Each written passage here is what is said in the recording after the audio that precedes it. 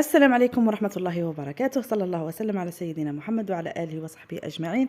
ربي يرحمك يا أيها العزيز الغالي ويجعل قبرك روضة من رياض الجنة عليك وعلى جميع المؤمنين والمؤمنات.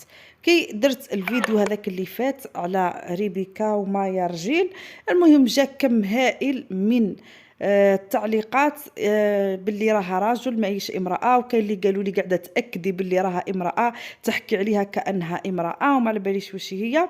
هذا حاجة. وكاين اللي قالوا لي يعني في فيديوهات من قبل وزادوا في الفيديو هذا وحده قالت لي صوت المرأة عورة. المهم نجاوب على هذو الزوج اللي قاعدين يقولوا لي تهضري عليها كأنها امرأة وتأكدي باللي راها امرأة، وانا واش يأكد لي باللي راها رجل؟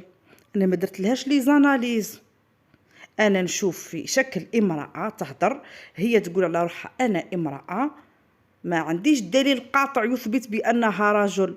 ما نقدرش انا نظلم الوليات، وما نقدرش، هذا افتراء انا كون نقول عليها باللي راها رجل بلا ما عندي حتى دليل، بلا ما على باليش كيفاش تفاصيل حياتها، ما على باليش واش اللي كاين، ما نعرفش الحقيقة. راني نعرفها كما تعرفوها نتوما هك. كاين في اي يقولوا باللي راها رجل، كاين في اي يقولوا باللي راها امرأة. هي تقول على روحها باللي راها امرأة، وانا لا اخوض في هذه الوديان الملوثة. انا نشوف امرأة تطلع تهضر في شي ما هوش مليح، شي لا يرضي الله، شي فسق، فجور، تحريض على امور ماهيش مليحة، كلام فاحش بذيء. هدرت ومديت رأيي يعني، ورأيي كان واضح. كي قلت هذه المرأة أنا ضدها، قالوا لي قاعدة تأكدي باللي راها امرأة. أنا لا أؤكد لا أنها امرأة ولا أنها رجل، الله أعلم، الله أعلم، ما درت لهاش لي زاناليز. وبالنسبة اللي يقولوا صوت المرأة عورة، على بالكم راسي يحبس، يعني مازلنا في الوقت هذا ومازالوا يدوخوا في الامور هذه. والكارثه ماشي برجال، يا الرجال يعرفوا الدين خير من النساء. تلقيها امراه اللي تكتب لك حاجه كيما هكا، صوت المراه عوره، تقول لك صوت المراه عوره، وروحي ما على باليش واش هي. روحي الله يهديك يا ومخك اللي فيه العوره. دوكا انا نطلع بصوتي هذا، اين هي العوره؟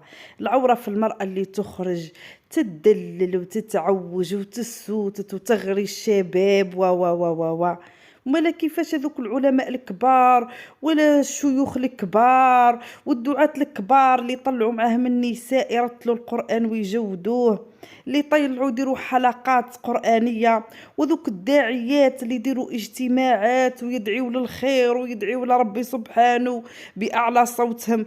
هذا عورة، صوت المرأة عورة. ما نهضرش انايا بزاف، نخلي العلماء اللي كش ما يوعيوكم شويه، والله كارثه. نسكت خير. السلام عليكم ورحمه الله وبركاته. شوفوا، صوت المرأة ليس عورة، وحديثها مع الرجل في حدود الضوابط الشرعية ليس عورة. الذي لا يجوز أن تصل المرأة إلى حد التغنج. قال الله ولا يخضعن بالقول، يعني لا تتميع فيطمع الذي في قلبه مرض. قال الله وقلن قولا معروفا. وأقول لم يثبت عن النبي صلى الله عليه وآله وسلم دليل صحيح أو حديث صحيح على الإطلاق أن صوت المرأة عورة. الحديث في هذا لا يصح عن النبي عليه الصلاة والسلام. صوت المرأة عورة ليس حديثا صحيحا عن النبي صلى الله عليه وآله وسلم. ولا شك ولا ريب، لا شك ولا ريب أن قراءة المرأة على أخت فاضلة من أخواتها، يعني لو طلبت الأخت الفاضلة أختا من المحفظات للقرآن الكريم وذهبت إلى بيتها وقرأت عليها وعلمتها فهذه نعمة بلا شك ولا ريب. لكن إن لم تجد الأخت الفاضلة أختا لتعلمها كتاب الله تبارك وتعالى، وإن لم تجد الأخت كذلك زوجها ليعلمها كتاب الله تبارك وتعالى وليعلمها القرآن، فلا حرج إن اتصلت لتضبط قراءتها بصدق وبأمانة وبإخلاص وبدون خضوع وبدون تمييع وبدون قصد لأن ترقق صوتها إلى غير ذلك. لأن النهي فقط لا عن أن تتكلم المرأة، فلم أقف على دليل يمنع المرأة من أن تتكلم ومن أن تتحدث ومن أن تبين، لكن النهي فقط عن الخضوع بالقول.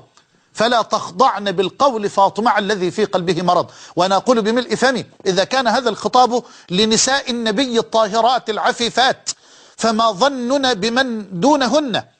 وإذا كان هذا الخطاب لنساء النبي مع رجال الصحابة من أطهر وأشرف الرجال بعد الرسل والأنبياء، فما ظننا بزماننا هذا وبأيامنا هذه التي قل فيها الدين وقل فيها الورع وقل فيها الإيمان، ولا حول ولا قوة إلا بالله. فأنا لم أقف على دليل أبدا يقول أنه صلى الله عليه وسلم قال إن صوت المرأة عورة، لم أقف على دليل صحيح أبدا يقول فيه رسول الله بأن صوت المرأة عورة، ولم أقف أيضا على دليل يمنع المرأة من أن تتحدث الحديث العادي. أما الخضوع بالقول فحرام، سواء كانت تقرأ القرآن أو تقرأ كلام النبي عليه الصلاة والسلام أو تتكلم كلاما عاديا، فهذا بلا شك ولا ريب. وأسأل الله سبحانه وتعالى أن يستر نساءنا وبناتنا، إنه على كل شيء